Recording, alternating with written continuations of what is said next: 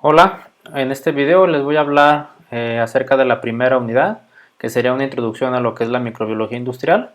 En esta parte pues les voy a hablar un poquito acerca de lo que es la historia, algunos microorganismos representativos y algunos productos. Solamente voy a mencionar algunos porque durante el transcurso del semestre pues iremos viendo a detalle estos microorganismos y los productos que generan. ¿Sale? Entonces aquí solamente voy a mencionar algunos como para que vayan teniendo alguna idea de los más importantes y que también vayan pensando o imaginando qué microorganismo o qué producto se les hace interesante, porque de eso va a tratar un proyecto, una actividad que van a tener durante el semestre para entregarlo al final, ¿sale? Entonces, bueno, voy a tratar de ser lo más breve posible, claro, y ya las dudas, los detalles los podemos ver en la sesión en vivo a través de la videoconferencia. Bueno, comenzamos entonces con un poquito de lo que es la historia. Esto de la microbiología industrial, los procesos tienen muchísimo tiempo, muchísimos años. Obviamente no se conocían las bases científicas, no se conocían a detalle los procesos que se participaban en estos microorganismos. Fue hasta después que ya se le dio el nombre como microbiología industrial. Pero hablando de procesos, podríamos hablar con procesos desde hace mucho tiempo, por ejemplo, de civilizaciones como los egipcios o culturas como en Mesopotamia, en donde ya les decía, se utilizaban sin saber o se aprovechaban a los microorganismos para producir sobre todo alimentos, que era lo que podríamos llamar la microbiología industrial tradicional o clásica, ¿no? Podríamos hablar, por ejemplo, del pan, del vino, de la cerveza, que desde hace mucho tiempo se ha producido. ¿Cómo fue esto? Bueno, ustedes podrán encontrar a lo mejor como en forma de historias, en forma de anécdotas, que a lo mejor alguien por ahí dejó una masa, dejó un jugo de frutas, y como estos son ricos en azúcares y tienen pues microorganismos nativos, como las levaduras, pues comenzaron a hacer una fermentación. Y entonces se dieron cuenta de que cambiaba las propiedades de esos alimentos o de esos productos, y entonces se les empezó a hacer más atractivos para la alimentación.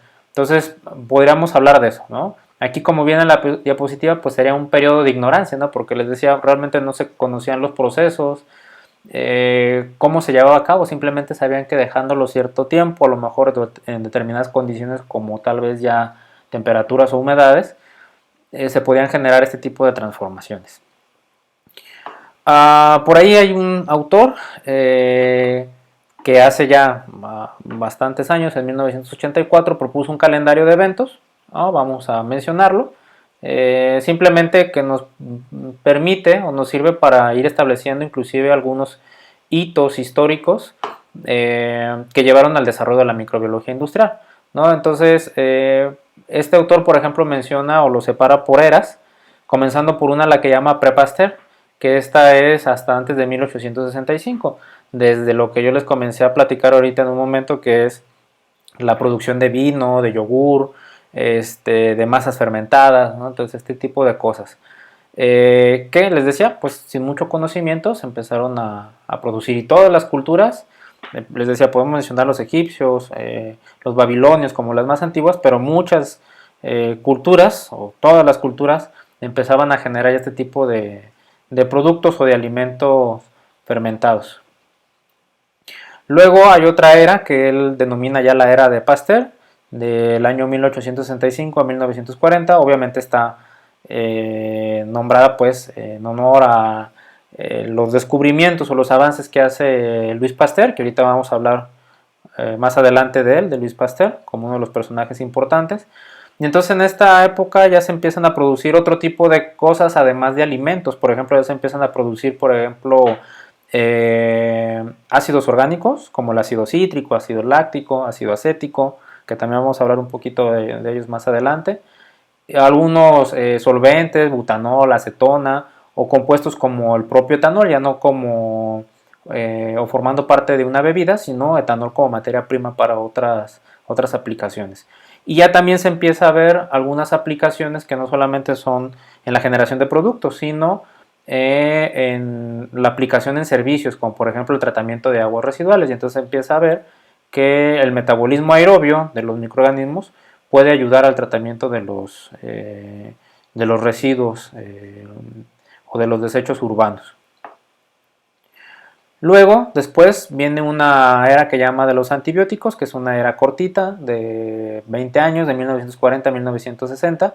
Obviamente, pues también esta está representada por el descubrimiento de la penicilina por Alexander Fleming, que también platicamos de él ahorita adelante. Obviamente hubo otros antibióticos, pero la penicilina pues es el más conocido, el más representativo de esta época. Además podemos ya empezar a hablar de algunos otros productos como las vacunas y generación de productos que no desarrollan completamente los microorganismos como los esteroides, ¿no? Por eso llamamos transformaciones microbiológicas, lo que llamamos también bioconversiones o biotransformaciones. Por ejemplo, estos compuestos esteroides antes se producían exclusivamente por vía química y llevaban muchos pasos, más de 30 pasos producirlos químicamente, por síntesis química. Pero luego se vio que había algunos microorganismos que se podían introducir al proceso y entonces con algunas moléculas precursoras los microorganismos las tomaban y las podían transformar finalmente a estos esteroides. Entonces no es que el microorganismo completamente produzca este tipo de compuestos, pero sí puede tomar metabolitos o intermediarios o moléculas precursoras para finalizar o completar un proceso como la producción de estos esteroides. Entonces eso representó una gran ventaja porque se ahorraron muchos pasos y eso obviamente hizo más atractivo, más redituable el proceso. Luego viene una era de los posantibióticos, hablamos después de los 60 hasta 1975, lo que propone este autor, en donde ya se empiezan a producir no solamente ya compuestos simples, vamos a decirlo así, como los ácidos orgánicos, la acetona, el butanol, sino que ya se empiezan a producir compuestos un poquito ya más complejos, como por ejemplo aminoácidos, proteínas, enzimas, ¿no? Que son proteínas que tienen una actividad específica, y entonces se empezaron a aplicar, por ejemplo, en detergentes, y hoy en día pues, las enzimas tienen muchísimas aplicaciones, ¿no? En muchas áreas podemos encontrar la aplicación de las enzimas. O por ejemplo, ya se empezaban a ver no solamente cuestiones de metabolitos, producción de metabolitos, sino la forma en cómo producirlas, por ejemplo, a través de células inmovilizadas, es decir, de manera convencional, lo vamos a platicar en la unidad 3, cómo son estos procesos fermentativos, pero de manera convencional ustedes pueden tener sus microorganismos en una suspensión, en un medio de cultivo líquido, y entonces ahí se está generando el producto.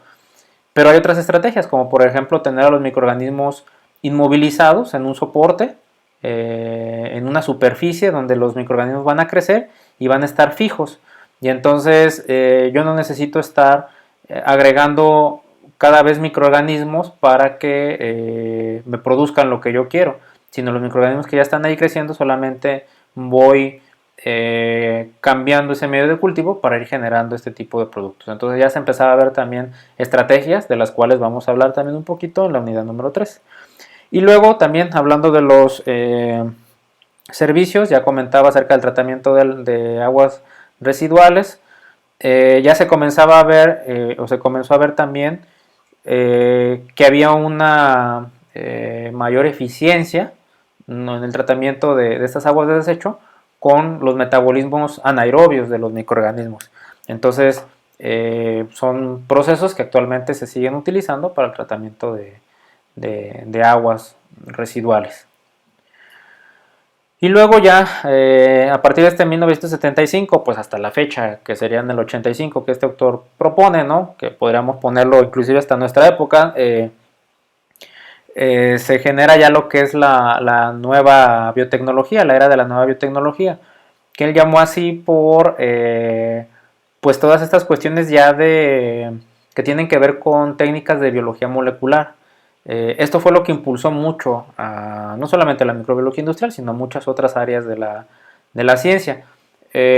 Con estos, les decía, estos avances en técnicas de biología molecular, pues hoy podemos modificar microorganismos a través de ingeniería genética para producir compuestos que de forma normal no producen.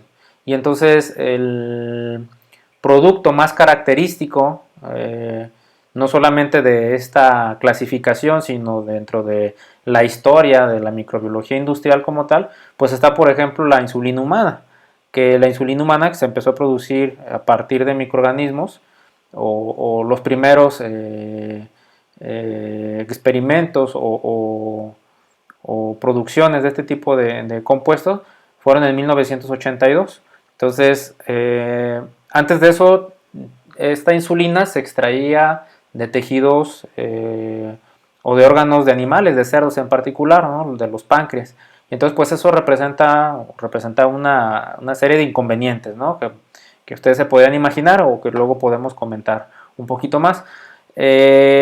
Y que tiene obviamente muchas desventajas sobre, por ejemplo, yo tener un cultivo de microorganismos que me está generando la insulina. Y entonces, pero el microorganismo obviamente no lo genera de forma natural, sino que se tuvo que introducir el gen de la insulina humana para modificar este microorganismo y que produjera la insulina. Y entonces este fue un acontecimiento muy importante, ¿no? Y les digo, de los eventos más característicos de la microbiología industrial. Y entonces hoy en día se puede modificar, por ejemplo, la insulina humana, generalmente, o en esta época al menos, se hacía con Escherichia coli. Hoy se pueden modificar muchos microorganismos, bacterias, levaduras, hongos, para producir un sinfín de compuestos que antes no se generaban. Entonces, y todo esto gracias, les decía, pues a los avances que hubo en técnicas de biología molecular. Bueno, eso fue entonces un poquito de la historia. Y vamos a hablar ahora un poquito de los personajes, porque también son importantes. Ya mencioné algunos como Pasteur, como Fleming, y vamos a ver algunos otros, ¿no?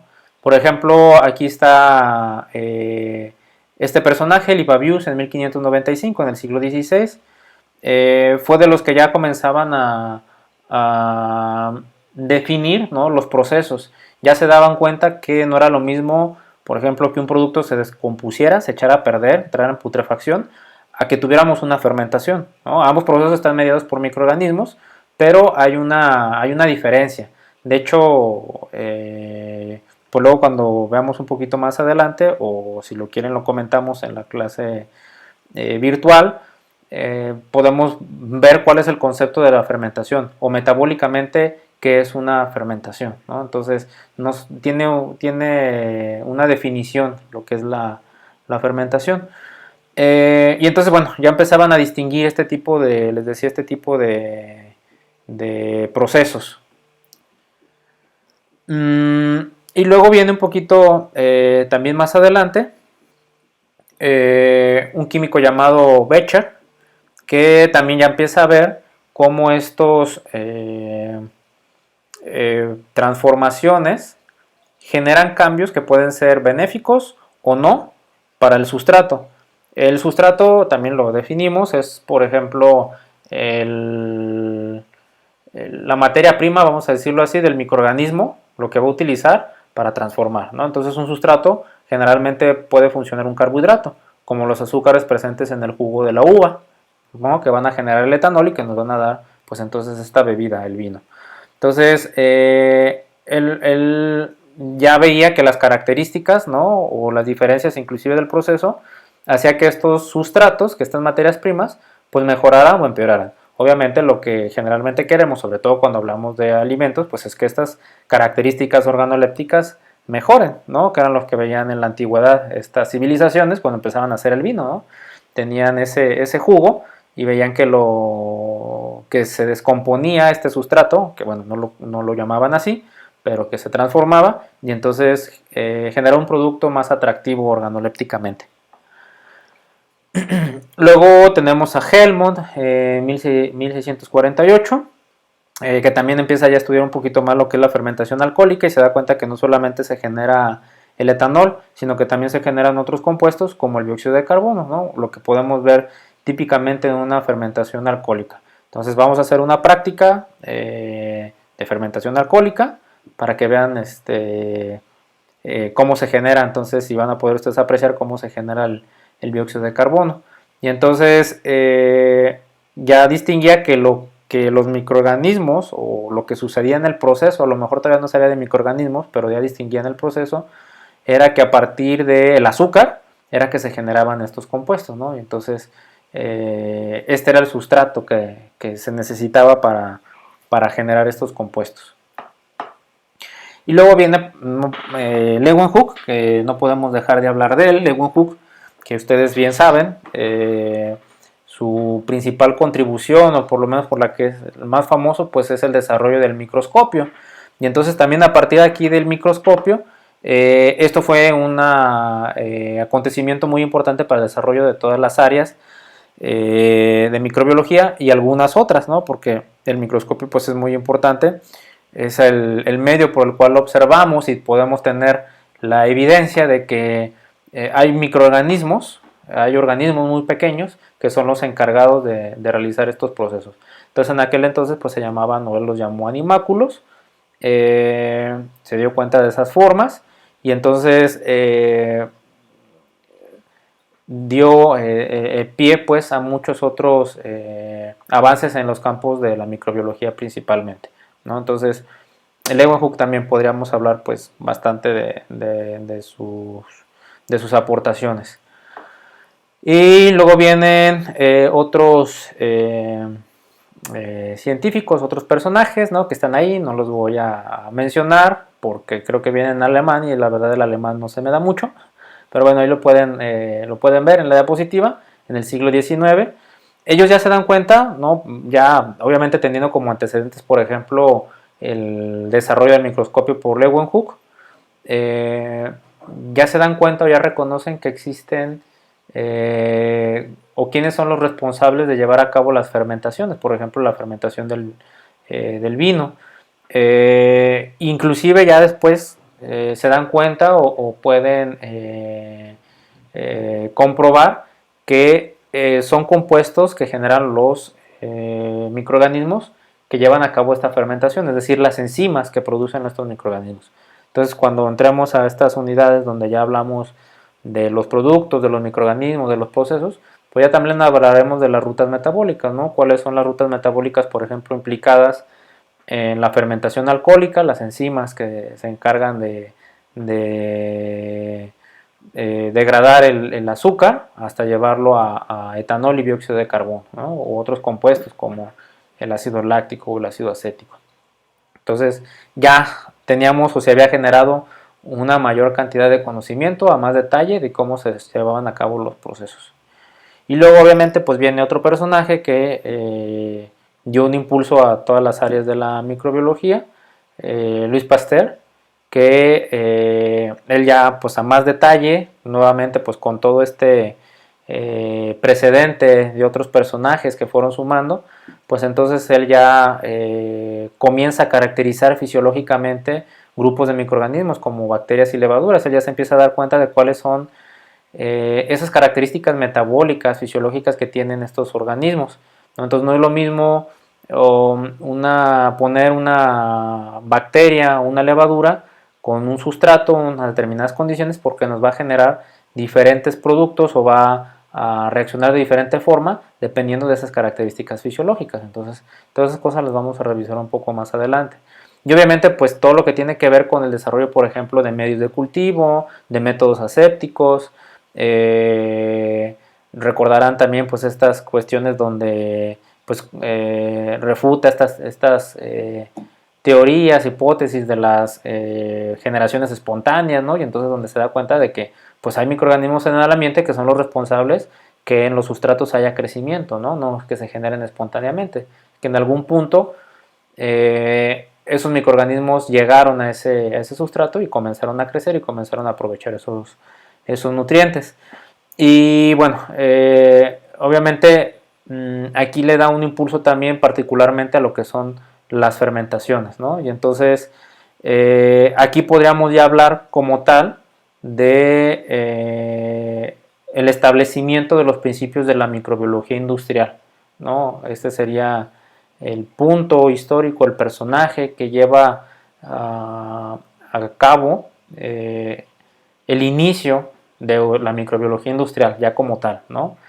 Entonces, bueno, ya a partir de aquí se empiezan a generar otro tipo de cosas, como por ejemplo viene más adelante otro personaje muy importante, no solamente para la microbiología industrial, para la humanidad completa, que es el descubridor de la penicilina, Alexander Fleming, quien en 1928 pues descubre esta sustancia que pues ayuda mucho a la calidad de vida del ser humano, ¿no? Antes pues una persona podría morir por una infección de una manera muy sencilla, gracias al descubrimiento de los antibióticos, pues las infecciones se empezaron a combatir de forma efectiva.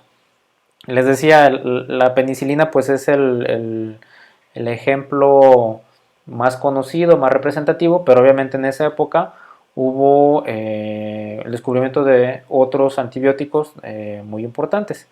Y así fueron descubriéndose al paso del tiempo. Actualmente la producción o el descubrimiento o la generación de nuevos antibióticos, como ustedes lo quieran llamar, se ha reducido bastante, ¿no? Entonces, eso representa un problema, ¿no? Ahorita tenemos problemas con un virus, ¿no? Ahorita todos estamos enfocados en el coronavirus, pero las infecciones bacterianas también representan un problema muy importante a nivel mundial.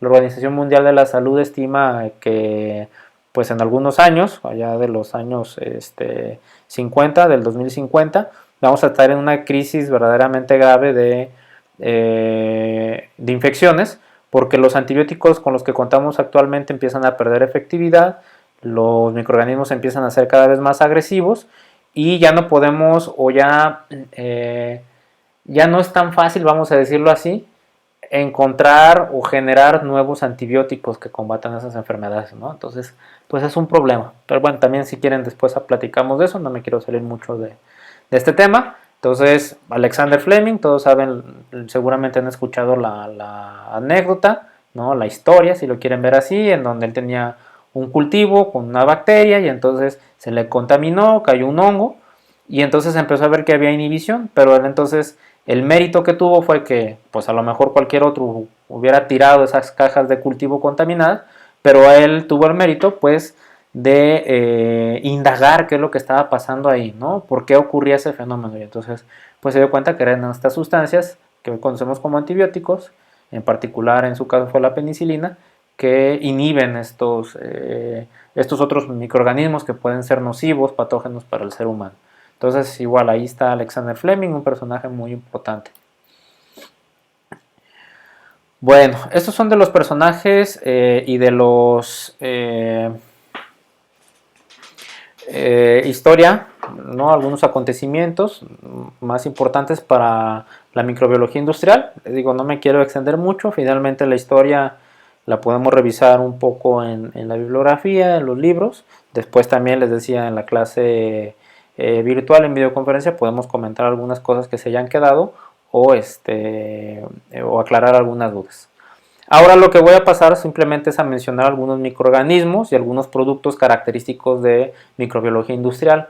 También les decía, solamente los voy a mencionar, después platicamos en otros videos, cuando entremos a partir sobre todo de la unidad número 4, que son levaduras, luego la 5, que son los hongos, y 6, las bacterias. Hablamos ya de diferentes géneros, especies y productos que se generan a partir de ellos. Ya con sustratos, modos de operación, rutas metabólicas, etcétera. Sale, ahorita solamente voy a mencionar algunos, les digo como para que ustedes vayan conociendo algunos de los más representativos. Aquí el primero que tengo es un hongo, es Aspergillus niger. Aquí no le puse a fondo a las letras, para la próxima lo voy a hacer porque ya vi que no se ve, pero aquí está el Aspergillus niger, ¿no? Es un hongo. Bueno, también aquí voy a hacer un pequeño paréntesis. Hay una forma de pronunciar que seguramente ustedes ya saben, porque ya debieron haber llevado microbiología y seguramente se los comentaron en alguna clase de microbiología, o inclusive yo se los comento a mis alumnos de biología celular en primer semestre, Hay una fonética latina porque los nombres de los microorganismos o los nombres científicos de todas las especies vienen en latín. Entonces hay una fonética, hay una forma de pronunciar ese latín. Entonces hay una serie de reglas que serían las más correctas, pero por ejemplo si se pronuncian como están escritas, tampoco hay ningún problema, ¿sale? También está permitido, no es tan grave no saberse la fonética latina, pero si les gusta, les interesa conocer un poquito de eso, váyanse a la sección de microbiología, perdón, a la sección de bases de biología celular que tengo aquí mismo en el canal, y por ahí voy a meter un video precisamente que habla de fonética latina para que vean algunas reglas. Entonces con esas reglas, por ejemplo este microorganismo, así como está escrito, sería Aspergillus niger, ¿sale?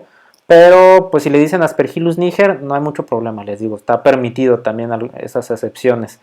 Pero solamente es para que sepan, algunas veces es un poquito más elegante el nombre de esos microorganismos. Bueno, era el paréntesis. Regresando al microorganismo, este es un hongo, este Aspergillus niger es un hongo que se utiliza ya actualmente para producir varios compuestos, pero el más característico es el ácido cítrico. Les comentaba, y ahorita vemos el producto. Algunos productos se generan únicamente por vía microbiana exclusivamente. Uno de ellos es el ácido cítrico y este es el principal productor, el que se utiliza a nivel industrial para generar el ácido cítrico. Entonces es un hongo, su crecimiento es muy característico, ustedes lo pueden ver ahí en la cajita Petri, no es un hongo que crece su micelio negruzco, porque las esporas así son, es la esporulación que tiene. Y además del ácido cítrico, pues puede producir algunas otras cosas. En la actualidad se utiliza para producir enzimas, por ejemplo, con diferentes aplicaciones. Yo, por ejemplo, este microorganismo lo estoy trabajando actualmente con un estudiante de licenciatura, está haciendo su tesis conmigo y estamos trabajando precisamente con un Aspergillus. Bueno, es un género de Aspergillus que estaba clasificado inicialmente como Aspergillus niger, pero ya lo reclasificaron o ya lo renombraron como Aspergillus brasilensis. Entonces había muchas similitudes, entonces por eso lo clasificaron como Níger, pero ya se dieron cuenta que tiene diferencias, unas diferencias que lo hacen que pertenezca a otra especie, entonces es brasilensis. Pero genera también ácido cítrico, los géneros de Aspergillus tienen esta capacidad, principalmente Níger, pero hay algunos otros. Entonces yo estoy trabajando con un estudiante para la generación del cítrico con algunos sustratos en particular, con alguna aplicación en particular. Entonces si quieren ya también, si a alguien le interesa, le llama la atención, luego les puedo platicar un poquito más de este proyecto, ¿sale? Entonces ese es un microorganismo muy representativo de microbiología industrial. Dentro de los hongos también tenemos los géneros de Penicillium en general, ¿sale? Los géneros Penicillium, que obviamente lo que producen, bueno, de forma característica o típica es la penicilina. En particular, por ejemplo, para producir penicilina son dos especies de Penicillium. Es Penicillium chrysogenum y Penicillium notatum. Bueno, ya en la actualidad no sé realmente si se produzca todavía penicilina, yo creo que ya no, ya tengo mucho que no voy al seguro, no sé si lo sigan dando a lo mejor en el seguro, pero bueno, ya sabemos que la penicilina pues ya desde cuando lo descubrió Alexander Fleming, pues han pasado 30 años prácticamente y entonces pues ya no es un antibiótico muy utilizado, pero de forma industrial pues se producía a partir de estos microorganismos y en la actualidad los géneros de Penicillium se pueden utilizar por otras cosas, nuevamente por ejemplo para producir algunas enzimas, por ejemplo enzimas celulolíticas se les llama, que son las enzimas que degradan compuestos o materia prima de celulosa. Entonces tienen algunas aplicaciones que después también podríamos hablar de ellas. Entonces los hongos son un grupo de microorganismos muy versátil metabólicamente para producir muchas cosas. Entonces también si a alguien le interesa conocer un poco más de ellos o platicar acerca más de ellos, pues yo en lo particular he trabajado desde hace algún tiempo con algunos hongos de este tipo para producir diferentes principalmente enzimas. Ahora lo estoy trabajando con este para producir ácidos orgánicos y van saliendo otras cosas, ¿no? Entonces, por eso les hablo a veces un poquito más de hongos, porque es algo a lo que he estado trabajando un poco más de cerca en los últimos años. Igual que el siguiente grupo que tengo aquí, que son, en este caso ya son unas levaduras. También las levaduras he trabajado un poco de tiempo también con ellas, sobre todo para bebidas fermentadas, ¿no? A mí me encanta trabajar también con bebidas fermentadas. También si quieren luego les cuento de los proyectos que tengo de bebidas fermentadas. Ahorita tengo por ahí un proyecto con un estudiante de posgrado, de maestría, y he tenido algunos otros proyectos de licenciatura con levaduras, que en este caso en particular es la Saccharomyces cerevisiae, ¿sale? Su pronunciación también es así, cerevisiae. Esta sí es una regla también de la fonética latina.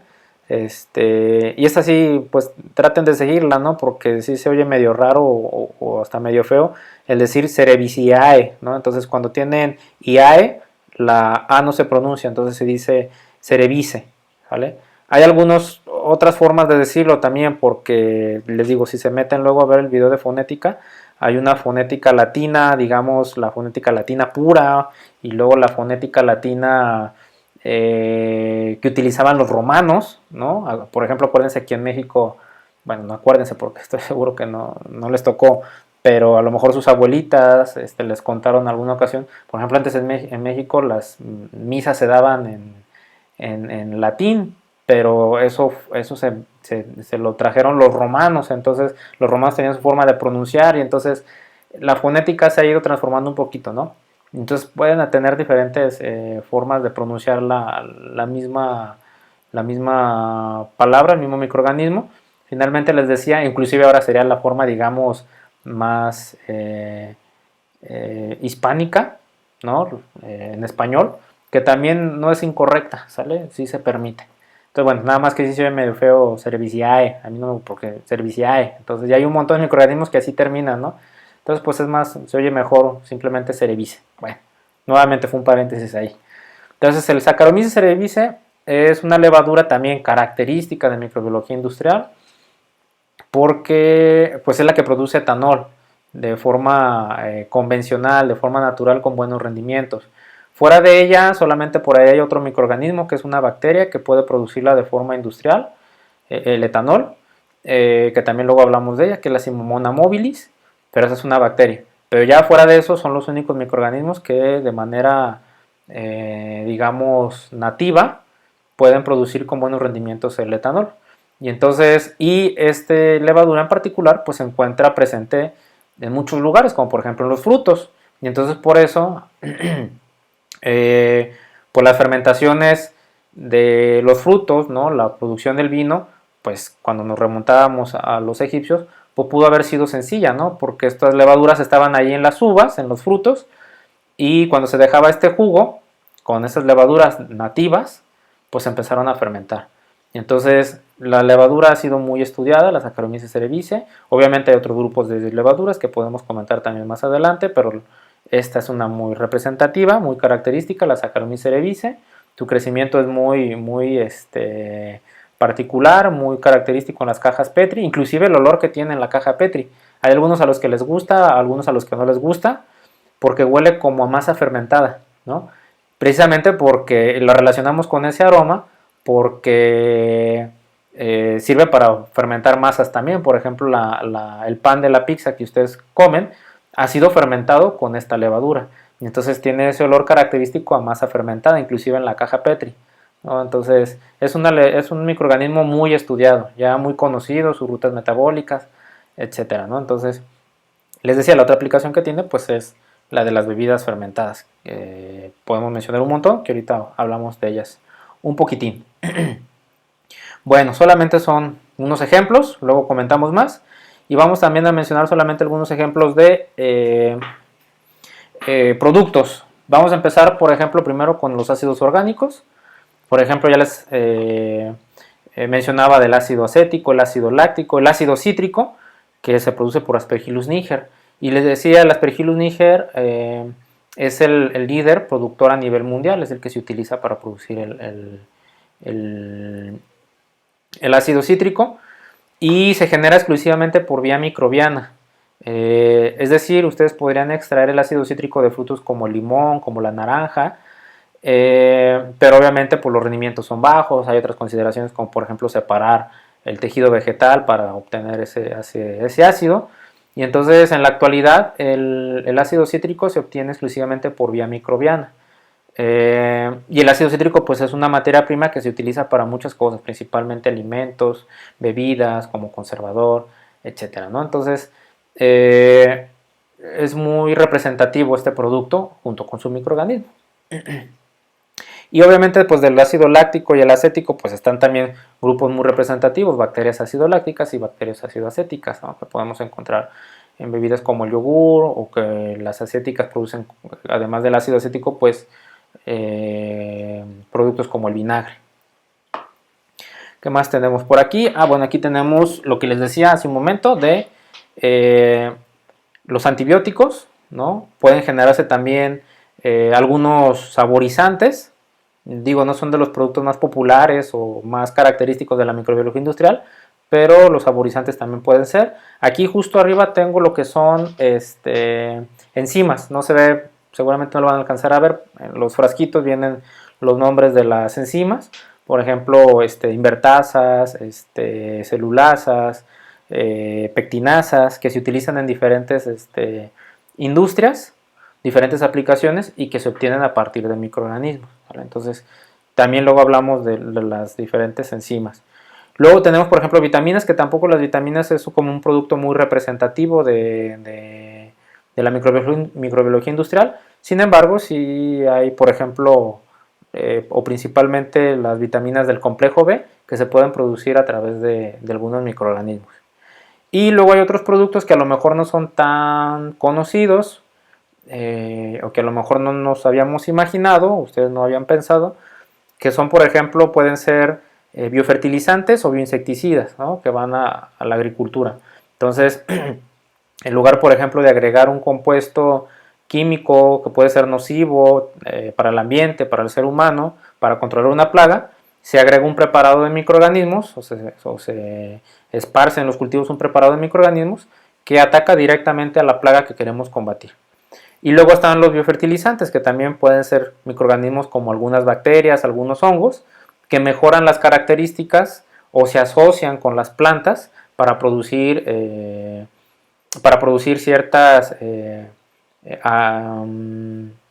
cierta simbiosis, y hacen que los cultivos mejoren, por ejemplo, las características o sus capacidades de absorción de nutrientes o de retención de agua. Entonces tenemos esos ejemplos también que les decía, a lo mejor no son tan conocidos o que a lo mejor no se imaginaban mucho, pero están también en ese sector, biofertilizantes y agentes de biocontrol o bioinsecticidas. Y luego, por ejemplo, alimentos como productos lácteos, ¿no? El yogur, que todo el mundo conocemos. De hecho, tenemos una práctica de yogur. Van a hacer yogur ustedes. Es muy sencillo hacer yogur. Les voy a mostrar cómo hacerlo. Y luego leches fermentadas con probióticos, ¿no? No es por hacer aquí un anuncio ni nada. Es el que seguramente conocen, ¿no? El más famoso, que es el Yakult. Hay otras marcas, ¿no? Pero aquí al menos es el que conocemos más. También tenemos, por ejemplo, los quesos que sobre todo son quesos madurados, así le llamamos. Por ejemplo, este es un queso azul. Si ven, ustedes tienen algunas manchitas ahí verdosas, azules, pues es el hongo que está creciendo y entonces le da ciertas características, ciertos sabores al queso, que también igual aquí en México pues no es muy popular, a lo mejor no son muy populares, pero en otras regiones, como en Europa, pues son muy apreciados ese tipo de queso, ¿no? Y entonces en el proceso de maduración, de añejamiento de esos quesos, van implicados los microorganismos. O por ejemplo hay otros como el gruyere. Gruyere es que tiene hoyos. Entonces estos hoyos se generan porque los microorganismos que están ahí en la leche, cuando se cuaja esa leche, estos microorganismos por su metabolismo empiezan a generar gas, y ese gas lo que hace pues es quedar atrapada la burbuja ahí en esa matriz todavía semisólida de la cuajada, que es lo que le llamamos a la leche ya cuando se está cuajando. Y ya cuando el queso pues está ya bien firme, pues entonces quedan esos hoyos ahí entre el queso. Entonces por la acción de bacterias también. Y esto que tengo aquí que se ve un poco extraño, ¿no? Sería el kefir, ¿no? El kefir que también, pues aquí en México no creo que se consuma mucho el kefir. O no sé si sepan qué es el kefir. El kefir es una especie como de, a lo mejor con lo que lo ubican son como los búlgaros, ¿no? Sobre todo si son de rancho, su abuelita, alguna vez a lo mejor su mamá hizo búlgaros, ¿no? Esos búlgaros que pueden usarse para producir, por ejemplo, yogur. Entonces, ¿qué son los búlgaros? O qué es que es algo muy parecido o con lo que podríamos relacionar el kefir. Son bacterias ácido lácticas, son crecimiento de bacterias ácido lácticas que además generan compuestos como polisacáridos y forman esta especie de gránulos, de grumos, ¿no? Con la leche. Y entonces son un alimento, que son un alimento pues rico en proteína, rico en carbohidratos, en nutrientes. Y les decía, en otras partes del mundo pues se acostumbran estos alimentos.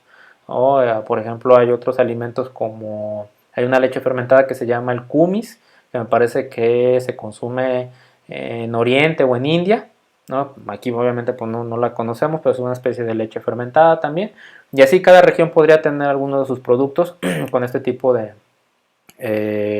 microorganismos, ¿no? En este caso son bacterias ácido lácticas.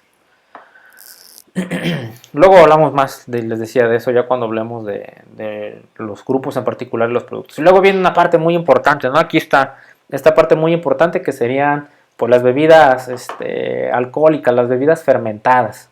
Entonces, igual que ahorita les mencionaba de los productos lácteos, habrá algunos que se consuman en algunas regiones que sean característicos o típicos de otras regiones. Por ejemplo, aquí en México pues tenemos el pulque, por ejemplo, tenemos el mezcal, el tequila que no lo puse aquí, y podríamos mencionar algunos otros, ¿no? A lo mejor ustedes se saben algunos otros, yo nada más por mencionar algunos que se me ocurren en este momento, están por ejemplo el tepache, el pozol, la tuba, el colonche, el tejuino inclusive, aunque no se considera como tal una bebida fermentada, pero hay una variante que es el tesguino, que sí es una bebida alcohólica.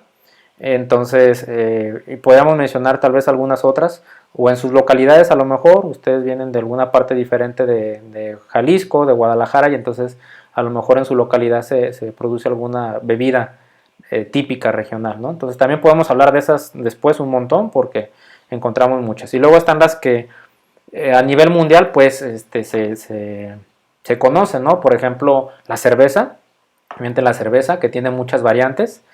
Pero vamos a ver, por ejemplo, o podemos comentarlo en la parte cuando hablamos de las levaduras, que las cervezas solamente tienen, hay una clasificación en cuanto a la fermentación, y es así como se les conoce a las cervezas. Ya todas las demás son variantes, o sea, una cerveza oscura, una cerveza clara, no es un tipo de cerveza, vamos a decirlo así, es como una variante, ¿sale? El tipo lo da